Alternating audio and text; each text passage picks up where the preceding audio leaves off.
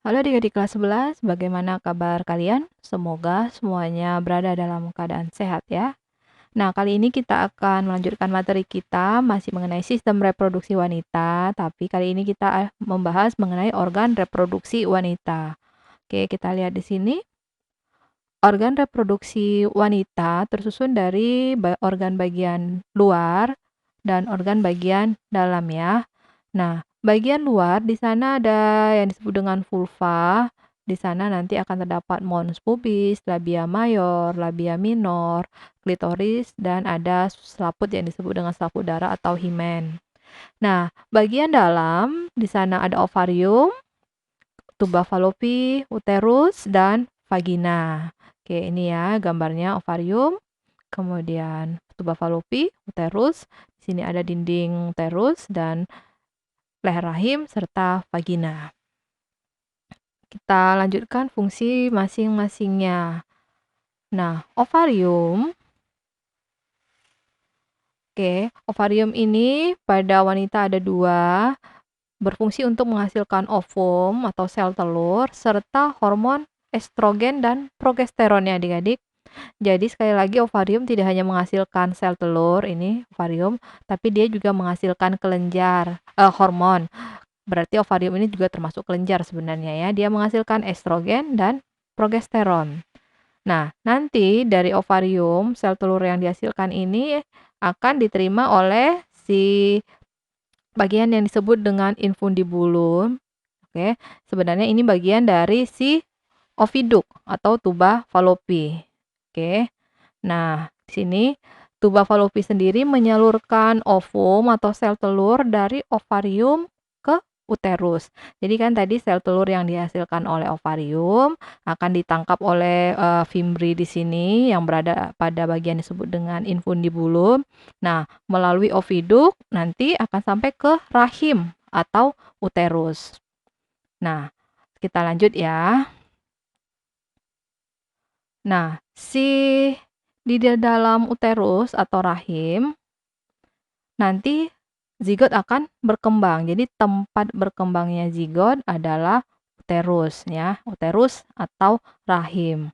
Di mana pada dinding rahim yang disebut dengan endometrium, nanti si zigot ini akan menempel ya. Jadi janin ini yang sudah tadi dibuahi akan menempel pada dinding uterus. Kemudian tadi disebut dengan implantasi ya. Nah, dinding rahim ini atau endometrium akan menebal karena dia mengandung pembuluh darah dan lendir. Menebal nanti menjelang ovulasi atau saat ovulasi bersiap kalau nanti akan terjadi kehamilan ya adik-adik. Jadi sudah disiapkan oleh tubuh kita. Nah, kalau ternyata tidak terjadi pembuahan atau kehamilan tidak terjadi, nah dinding rahim yang sudah tebal karena berisi pembuluh darah dan lendir akan meluruh atau hancur. Itu terjadi saat proses menstruasi. Oke, kita lanjutkan. Pada bagian selanjutnya, tadi kan pada uterus di sana janin akan berkembang. Nah, jika nanti terjadi proses persalinan akan keluar melalui vagina ya adik-adik. Nah, kita lihat vagina, saluran akhir dari saluran reproduksi bagian dalam, bermuara pada vulva. Ini bagian vulva. Nah, jadi bagian akhirnya adalah vagina. Nah, dindingnya vagina ini berlipat-lipat dan dia berisi lendir. Nah, mengapa dia berlipat-lipat dan nanti fungsinya apa? Karena di sana ada jaringan otot dan jaringan ikat adik-adik ya. Nah, ini yang bisa melebar saat janin lahir nanti bisa kembali ke bentuk semula. Jadi fungsinya memang nanti untuk membantu persalinan. Nah, lendir sendiri dihasilkan oleh kelenjar Bartholin ya, adik-adik. Itu untuk bagian vagina. Sekarang kita lanjut untuk bagian luar. Nah, di sini kita lihat untuk bagian luar sebenarnya disebut dengan vulva. Oke. Di sini ada beberapa bagian lagi di mana kita lihat celah paling luar dari organ kelamin inilah yang disebut dengan vulva. Nah, di sana tersusun dari mons pubis. Nah, di bawahnya ada labia mayor. Oke, ini labia mayor. Nanti di dalam labia mayor ini ada labia minor. Oke, labia minor terdapat di dalam labia mayor. Nah, ini ya, labia minor. Kemudian ada bagian yang disebut dengan klitoris di sini. Nah, ini sebagai organ erektil. Jadi kalau pada laki-laki ada penis, nah pada wanita di sana ada bagian yang disebut dengan klitoris. Ini juga mengandung banyak pembuluh darah dan saraf perasa ya adik-adik.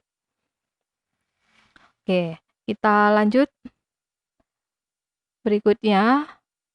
Nah, pada pulva bermuara dua saluran, saluran uretra nanti yang akan menghasilkan urin, kemudian ada saluran kelamin. Di sana vagina kalau nanti akan persalinan lewat vagina ya. Nah, dekat ujung vagina terdapat selaput darah. Selaput yang disebut dengan selaput darah atau himen ini sebenarnya merupakan selaput mukosa lendir ya yang banyak mengandung pembuluh darah dan sangat tipis, makanya bisa menjadi pecah kalau aktivitas adik-adik juga agak sedikit berbahaya ya, jadi bisa menjadi kerusakan pada selaput darah kita. Nah, kesimpulannya apa? Kalau kita lihat di sini, organ reproduksi wanita terdiri dari bagian dalam dan bagian luar, di mana bagian dalam tersusun dari ovarium yang akan menghasilkan sel telur, oviduk tadi adalah saluran yang menghubungkan tadi ovarium dengan uterus atau rahim, uterus tempat berkembangnya nanti janin, sementara vagina tadi bagian luar, ujung paling luar nanti kalau janin akan keluar melalui proses persalinan melalui vagina ya. Nah, kemudian bagian luar di sana ada vulva yang tersusun dari labia mayor, labia minor, klitoris, dan itu semua berperan sebagai organ reproduksi pada wanita adik-adik ya. Nah, kalau kalian punya pertanyaan, silakan kalian tuliskan dalam kolom komentar ya adik-adik. Kita bertemu pada materi selanjutnya. Salam.